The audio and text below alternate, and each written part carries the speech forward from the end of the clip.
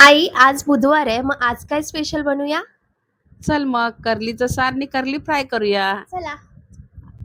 करलीचं सार आणि फ्राय बनवायला मस्त फ्रेश फ्रेश करली घेतली.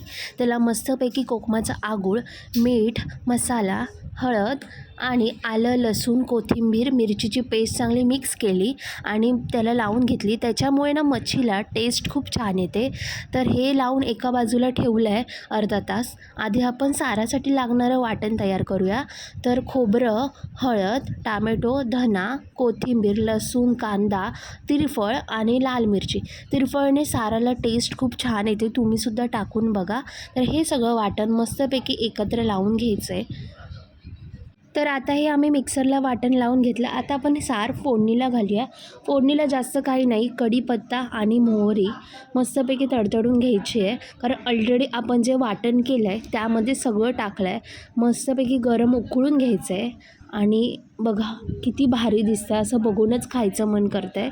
तर ह्याच्यामध्ये आपण जे वाटण केलेलं मिक्सरमध्ये भांडं त्यातच पाणी टाकून चांगल्यापैकी धुवून तेच पाणी घ्यायचं.